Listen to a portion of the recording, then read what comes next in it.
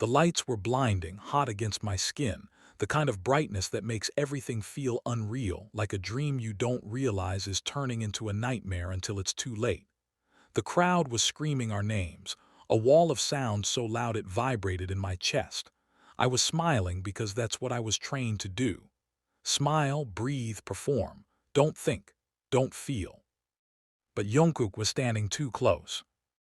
I noticed it before the cameras did. The shift in his energy. The way his shoulder brushed mine again, not accidental this time. His breathing was uneven, shallow, like he was holding something back. I glanced at him out of habit, expecting the familiar grin, the playful spark that usually grounded me on stage. Instead, his eyes were dark, focused, locked onto me with an intensity that made my stomach drop. Something was wrong. The music swelled, the choreography pushing us closer together for the next formation. Thousands of phones were raised in the audience, millions more watching through screens across the world. Every move was being captured, dissected, saved forever. I knew that. Jungkook knew that better than anyone. That's why when I felt his fingers suddenly wrap around my wrist, my mind went completely blank. It wasn't part of the choreography.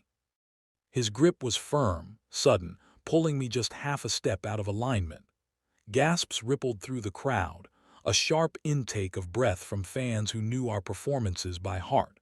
I heard the screams spike, confusion and excitement colliding into chaos. I should have pulled away. I didn't. Jungkook leaned in, his lips so close to my ear I could feel his breath. The mic clipped to his collar caught only a fraction of it, just enough to make fans lean closer to their screens. "Don't," he whispered, "not here, not now." My heart slammed against my ribs. The words themselves weren't loud, but the urgency behind them was. His fingers tightened around my wrist, not painful but desperate, like he was afraid I'd disappear if he let go. I could feel his hand trembling. Jungkook never trembled. The stage lights shifted from warm gold to deep crimson, washing over us like a warning. The music kept playing. The dancers kept moving. The world didn't stop, even though something inside me did. I turned my head slightly, just enough to see his face from the corner of my eye. His jaw was clenched, his eyes glassy, reflecting the stage lights in a way that had nothing to do with performance. This wasn't acting. This wasn't fan service. This was fear. And somehow worse than fear. I swallowed hard, my mouth suddenly dry. "Jungkook," I murmured, barely forming the word. It wasn't meant for the mic. It was instinct, muscle memory. His name had always felt like an anchor. His grip tightened for just a second longer. Then the formation changed, and he let go. To the audience, it was a moment. A shocking one, sure, but fleeting. A blink-and-you-miss-it interaction that would be replayed endlessly by fans with slowed-down clips and zoomed-in screenshots. But to me, it felt like the ground had cracked open beneath my feet. I finished the performance on autopilot. My body moved because it had done this 1,000 times before. My face held a smile that didn't reach my eyes. I hit every mark, every note, every cue, but my mind was somewhere else entirely, replaying the feeling of Jungkook's hand on my wrist, the way his voice had sounded when he whispered those words. "Not now. Not here. Why not now?" The final note rang out, the crowd exploding into cheers. Confetti cannons fired, paper raining down like artificial snow. We bowed, waved, thanked the fans. The camera stayed on us a second too long, catching the way Jungkook avoided my gaze. Then abruptly, the live feed cut. Backstage was chaos. Staff shouted instructions, managers waved tablets in the air, phones buzzed non-stop with notifications. Someone grabbed my arm, guiding me toward the hallway, but I barely registered it. My ears were ringing not from the crowd, but from the silence Jungkook had left behind. I turned, scanning the sea of people backstage. He was gone. I broke away, ignoring the calls of my name, my boots hitting the floor harder than necessary as I moved down the corridor. The air back here was colder, harsher, stripped of the illusion the stage lights created. Sweat and perfume lingered in the air, mixed with the sterile scent of cleaning spray. I saw him at the far end of the hallway. Jungkook walked fast, shoulders tense, his head down. He didn't look back. He didn't need to. He knew I was following him. He disappeared into the dressing room. The door closed. I stopped just short of it, my chest rising and falling too quickly. The hallway around me blurred, the noise fading until there was only the hum of fluorescent lights overhead. My hand lifted, fingers curling into a fist, ready to knock. I didn't. I rested my forehead against the door instead, the cool surface pressing into my skin as I tried to steady my breathing. For a moment, I let myself remember the last time things had been easy between us.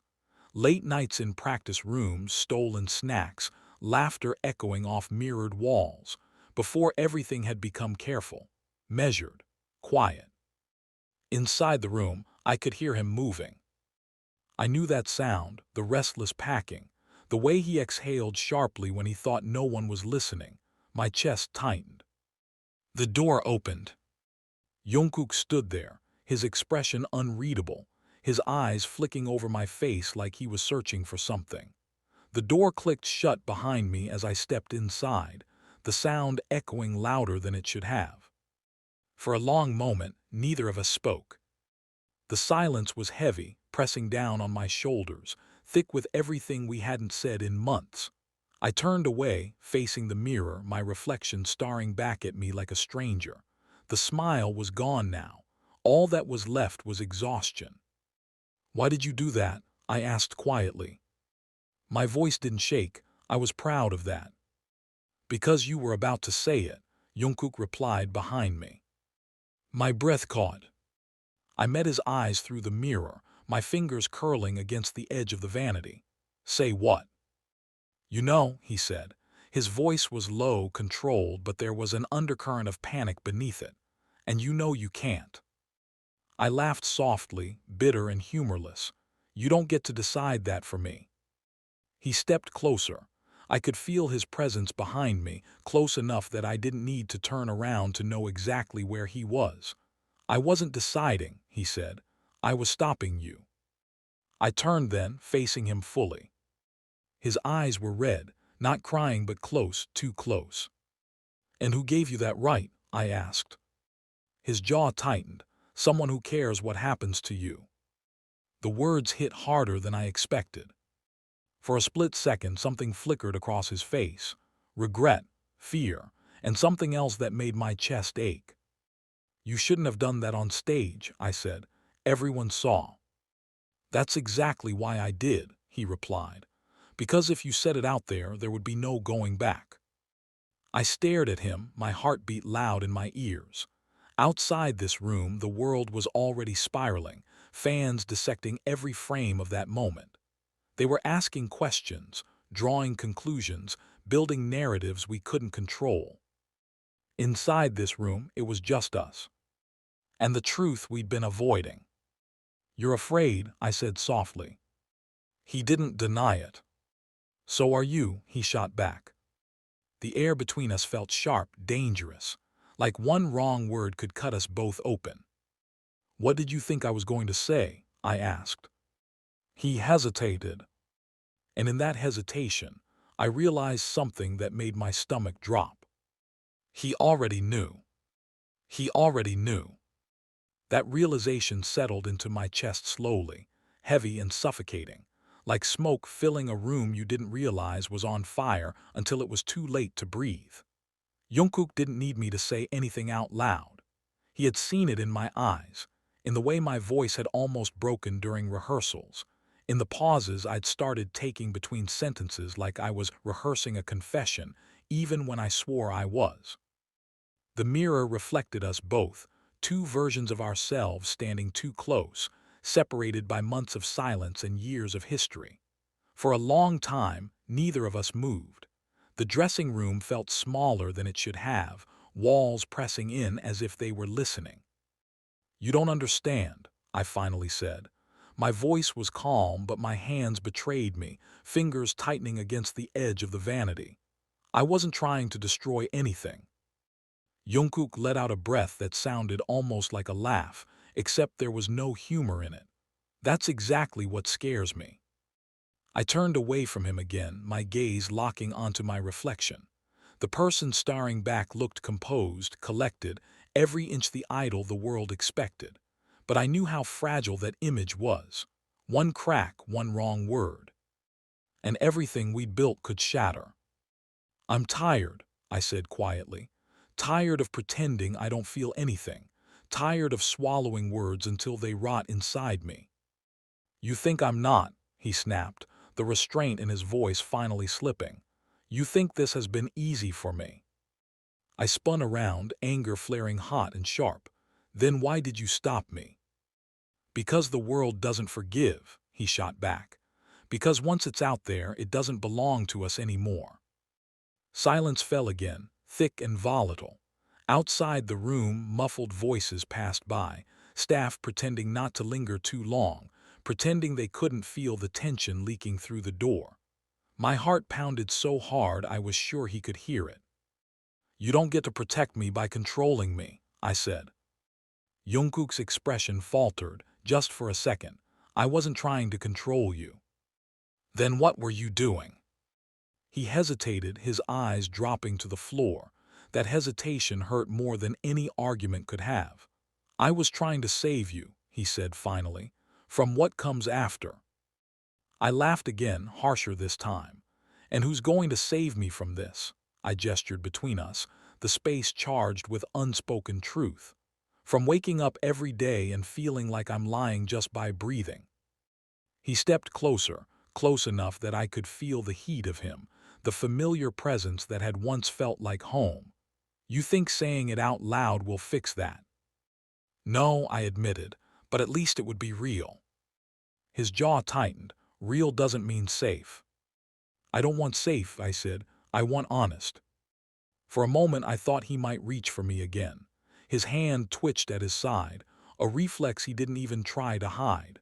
But he stopped himself, fingers curling into a fist instead. You don't see what's coming, he said. The headlines, the scrutiny, they'll tear you apart, Taehyung. They already are, I replied softly, just quietly.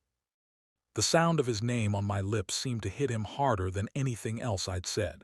His shoulders sagged, the fight draining from him all at once.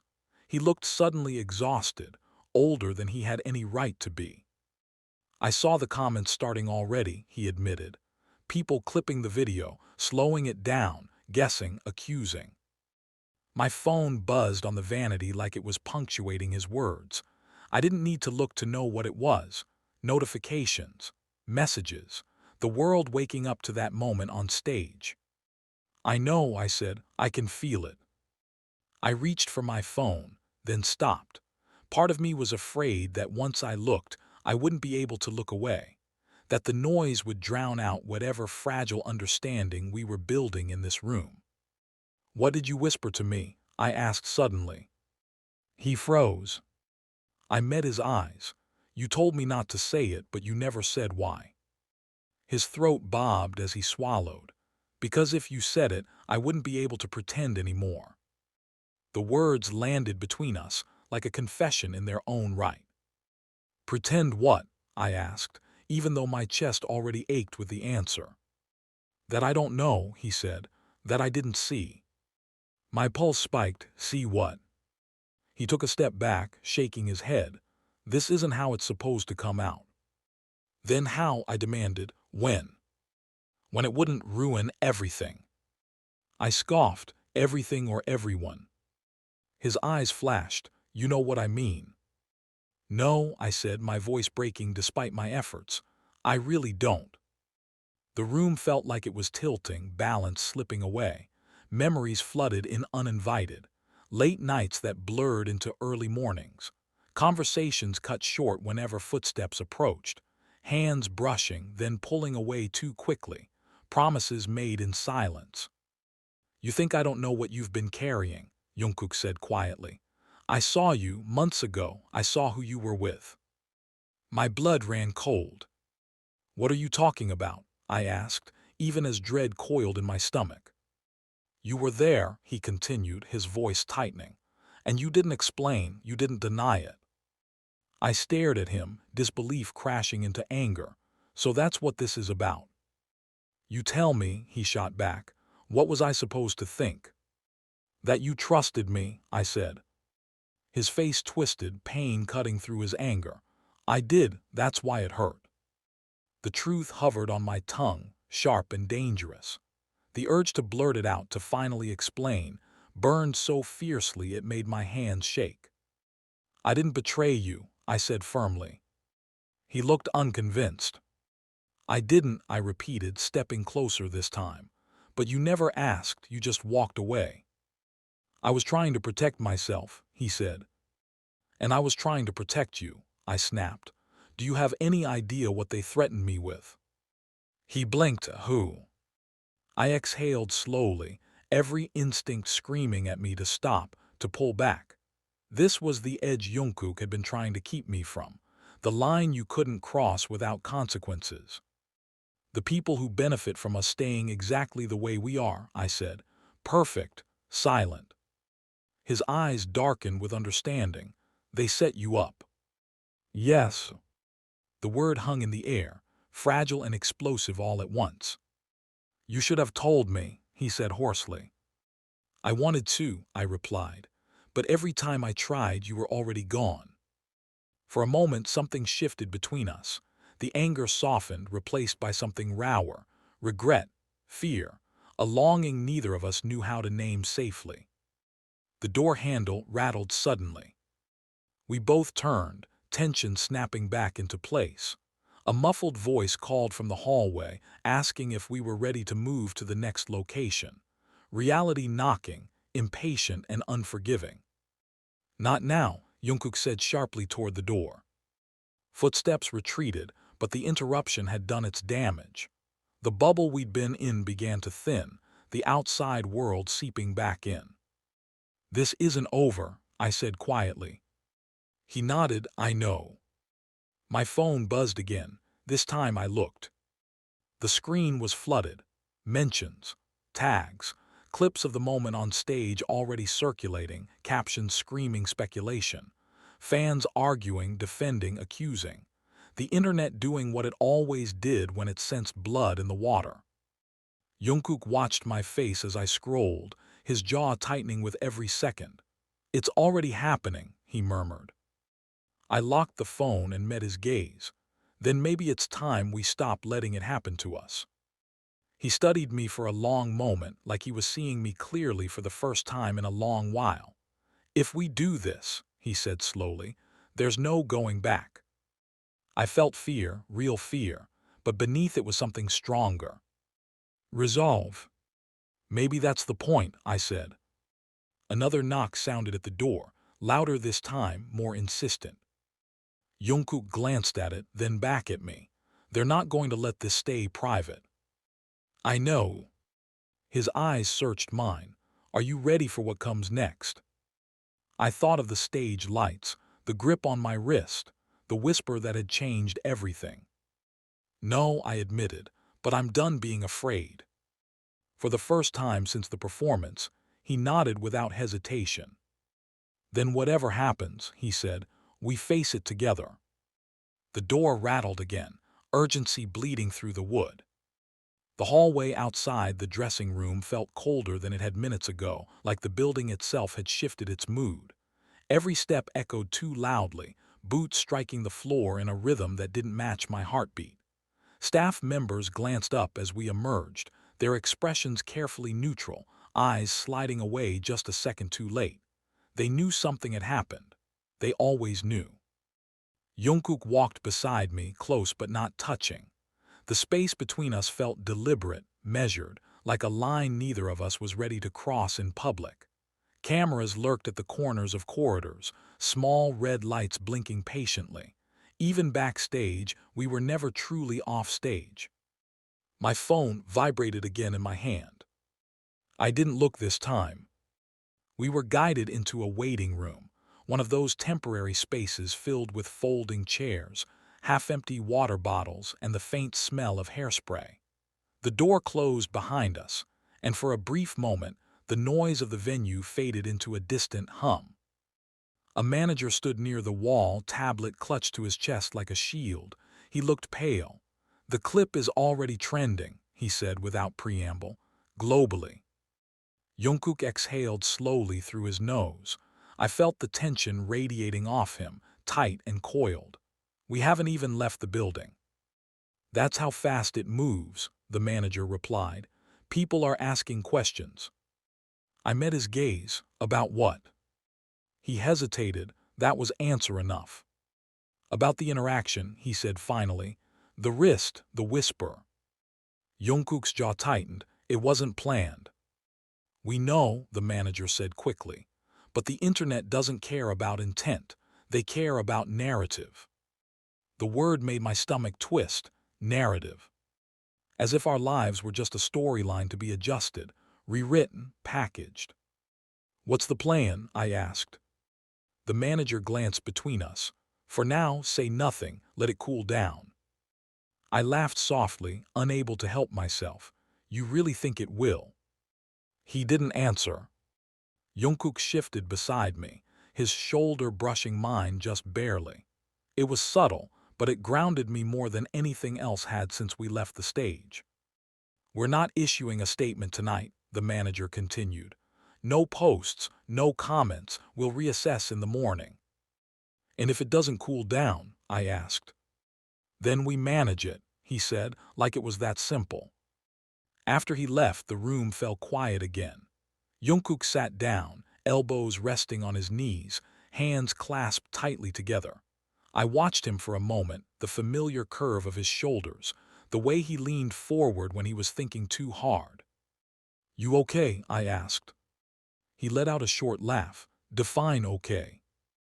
I sat beside him, close enough that our knees nearly touched. "You didn't answer my question earlier." He glanced at me. "Which one?" "What you think I was about to say on stage." His gaze dropped to the floor.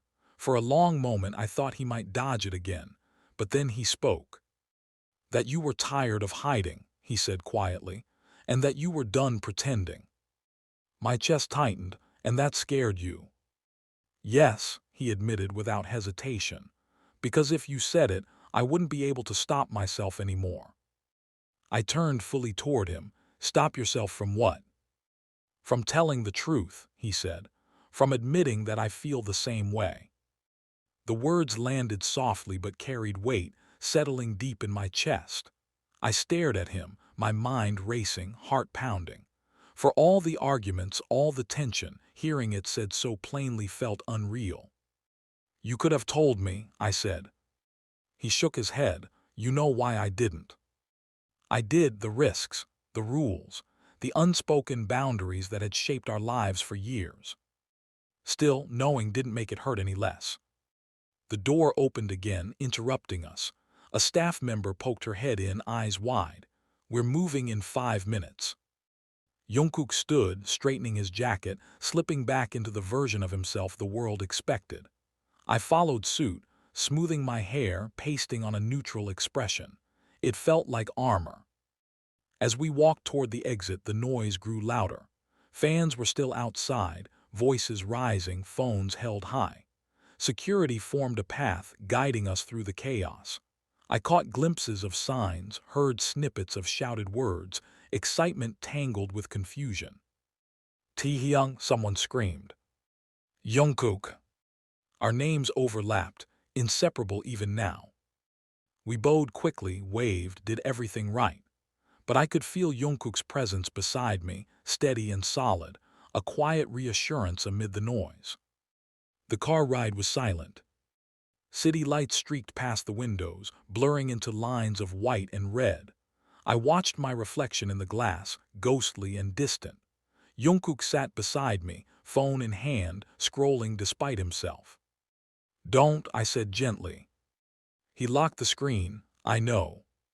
We arrived at the dorm well past midnight. Inside, it was quiet, too quiet. The others were either asleep or pretending to be. Shoes lined the entryway, familiar and comforting in a way that made my chest ache. I kicked off my boots and headed straight for the living room, collapsing onto the couch. Jungkook followed, standing awkwardly for a moment before sitting across from me. "This is going to get worse before it gets better," he said. "I know. Are you sure you're ready for that?" I met his gaze. "Are you?" He didn't answer right away. Then he nodded. "I think I have to be." My phone buzzed again. This time I checked. Messages from friends, from family, from numbers I didn't recognize. Some supportive, some confused, some demanding answers I didn't have yet. My timeline was flooded with slowed-down clips, zoomed-in screenshots, theories stacking on top of each other like a house of cards. "They're not wrong," Jungkook said quietly, watching my expression. "About one thing." "What?" "That something been wrong for a while." I set the phone down. I didn't realize how visible it was. "Nothing stays hidden forever," he replied. We sat there in silence, the weight of that truth settling between us. Outside, the city kept moving, unaware of the storm brewing inside this small apartment. "I meant what I said," I told him, "about being done with fear." He looked at me, really looked at me. "Then whatever happens next, we don't run." I held his gaze. No more running. A notification sound cut through the quiet, sharp and insistent. Jungkook's phone this time. He glanced at the screen, his expression shifting. "What is it?" I asked. He hesitated. "It's the company." My pulse spiked. "Already?" He nodded. "They want a meeting first thing in the morning." I leaned back against the couch, exhaling slowly. "Of course they do." Jungkook stood, packing the room, restless energy spilling over. "They're going to want control." "They always do," I said. He stopped in front of me. "If they ask you to deny it." "I won't," I said without hesitation. His eyes searched mine. "Even if it costs you." I swallowed, especially then. For a moment, something like relief crossed his face. He sat beside me, closer this time, our shoulders touching. The contact sent a quiet thrill through me, equal parts comfort and fear. Outside, thunder rumbled faintly in the distance, a storm rolling in over the city. Morning came too quickly. I hadn't really slept. Every time I closed my eyes, the stage lights flashed behind my eyelids, the roar of the crowd swelling until it drowned out my thoughts. The whisper replayed over and over in my mind, distorted slightly each time, like a memory already being edited by fear. The dorm was quiet when I finally gave up on sleep. Pale sunlight filtered through the curtains, casting long shadows across the floor. I sat at the kitchen table with a mug of coffee I'd forgotten to drink, staring at nothing. My phone buzzed. I didn't need to check it to know what it was. The internet never slept. Headlines had multiplied overnight.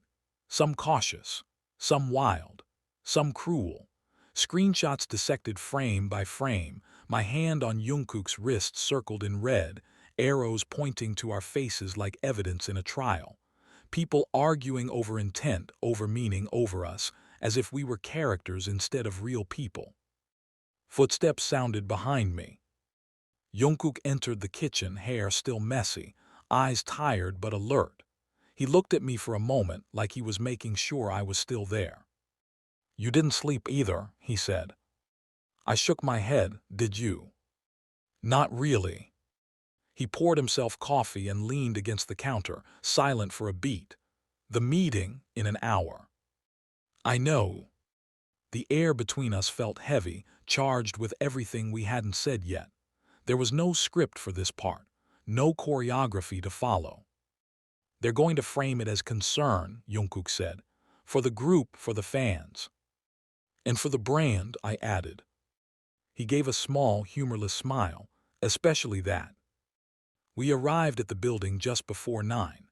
The conference room was already prepared, long table polished to a shine, bottles of water placed neatly at each seat. It felt sterile, impersonal, like it was designed to drain emotion from anyone who entered. Executives filtered in one by one, expressions polite but guarded. Phones lay face down on the table, but I knew they'd been watching the same clips we had, reading the same reactions. The door closed. "Thank you for coming on such short notice," one of them began. His tone was calm, professional. "We want to address last night's incident." Incident, as if it were a technical malfunction. "It wasn't planned," Jungkook said evenly. "We understand," another executive replied, "but perception matters." I leaned forward slightly. "So does reality." A brief pause followed. Eyes shifted toward me, calculating. "The reality," the first man said carefully, "is that fans are confused. Some are concerned. Others are speculating in ways that could be harmful." "Harmful to who?" I asked. "To all of you," he said, "to the group." I glanced at Jungkook. He was still composed, but I could see the tension in his jaw. "We suggest a simple approach," the executive continued. "No acknowledgement, no clarification. Let it pass." "And if it does?" I asked. "Then we adjust," he said again, the same empty reassurance from the night before. Jungkook spoke up. "What if denying it causes more damage?" The room shifted subtly. This wasn't the response they'd expected. "Denial is often effective," one of them said. "Ambiguity fuels rumors." I felt something tighten in my chest. Ambiguity is what created this. Silence. The executive folded his hands. "Taehyung, we're asking you to be careful." "Careful?" The word echoed. "Careful about what?" I asked. "About what you imply, about how you behave on stage, about what you allow fans to believe." I sat back, heart pounding. "So you want me to pretend nothing happened?" "Yes," he said simply. I looked at Jungkook. He met my gaze, something unspoken passing between us. Permission, support, fear. "I can't do that," I said. A murmur rippled through the room. "This is not the time for personal statements," one executive warned. "You have responsibilities." "I know," I replied, "but I also have limits." Jungkook shifted beside me. "If he denies it, it won't end," he said. "They'll keep digging, they always do." Another pause, this one longer. "What are you suggesting?" the first man asked. "Nothing dramatic," Jungkook said. "No confessions, no explanations, just honesty in how we move forward." "Honesty is risky," the executive replied. "So is lying," I said. Their eyes hardened slightly. "We are advising you," he said, emphasis sharp, "for your own good." The meeting ended without resolution. No agreements, no clear direction, just tension hanging thick in the air. As we left the room, Jungkook let out a breath he'd clearly been holding. "That could have gone worse." "Could have gone better too," I said. Outside, reporters were already gathering near the building. Cameras lifted as soon as they spotted us, flashes popping like tiny explosions. Security moved fast, ushering us into the car. Inside, Jungkook rubbed his temples. "They're going to push back." "I know." "Are you scared?" he asked quietly. I thought about it. About the years of training, of control, of silence. About the moment on stage that had cracked something open I couldn't close again. "Yes," I admitted, "but not enough to stop." That night, we were scheduled to go live. It had been planned long before everything exploded. A casual broadcast, smiles, fan questions, normalcy. "Maybe we should cancel," Jungkook suggested. "They'll read into that too," I said. So we went live. The comments flooded in instantly, hearts and questions and theories flying faster than I could read. I kept my expression calm, answering safe questions, laughing at the right moments. Jungkook did the same. But I could feel the tension building, like a wire stretched too tight. Then a comment caught my eye. "Did something happen on stage last night?" The chat froze for a fraction of a second, like the audience was holding its breath. Jungkook glanced at me. This was it, not a headline, not a meeting. A real-time moment, unfiltered. I smiled softly at the camera. Last night was intense. The chat exploded. I think performances are emotional, I continued carefully. Sometimes things happen naturally. Jungkook nodded beside me. We trust each other on stage. The words were simple, true, not a denial. But not a lie either. The live ended minutes later. We sat in silence as the broadcast disconnected, the room suddenly too quiet. My phone buzzed almost immediately. Messages, alerts, reactions already spreading. Jungkook looked at me. You didn't deny it. I met his gaze. I told the truth. He studied my face, then nodded slowly. That might have changed everything. Outside, night settled over the city again. Somewhere out there, fans were replaying our words, parsing every syllable. And I knew one thing for certain. There was no going back to the way things were before. The days that followed moved strangely, like time had lost its normal rhythm. Nothing exploded the way people expected it to. There was no dramatic statement, no sudden collapse, no forced smiles masking a public denial. Instead, there was something quieter and somehow heavier. A waiting. Fans watched closely. Media outlets speculated carefully. The company stayed silent, recalculating. And Jungkook and I kept going. We rehearsed. We performed. We stood side by side under lights that felt brighter than ever, aware of every glance, every camera angle. But something had changed between us. The distance we'd been taught to maintain no longer felt natural. It felt staged. Backstage one night, after the crowd noise faded into memory, Jungkook sat beside me on the floor, back against the wall. No cameras, no managers, just the hum of the building settling around us. You don't regret it, he said quietly. It wasn't a question. I shook my head. Do you? He thought about it for a moment, then smiled, small, real. No. That answer mattered more than any headline ever could. We didn't suddenly become fearless. We didn't magically escape the reality we lived in. But we stopped pretending that fear was the same thing as safety. We stopped mistaking silence for peace. Fans noticed. They always do. Not because of what we said, but because of how we moved. The way we looked at each other without immediately looking away. The way tension turned into steadiness instead of avoidance. The way trust showed up in places choreography couldn't control. Some people understood, some didn't, and that was okay.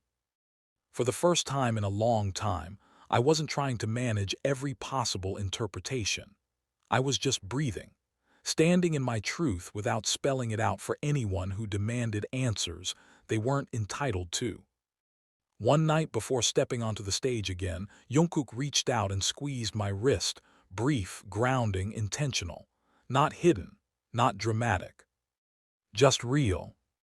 I leaned closer and whispered back, so quietly that only he could hear it. I'm still here. He nodded, so am I. And as the lights came up and the crowd erupted, I realized something simple but powerful. The moment everyone thought changed, everything wasn't the whisper. It wasn't the grab. It wasn't even the rumors. It was the choice we made afterward. To stop running. To stop denying ourselves. To face whatever came next together. And no matter how loud the world gets, that's one truth I won't ever take back.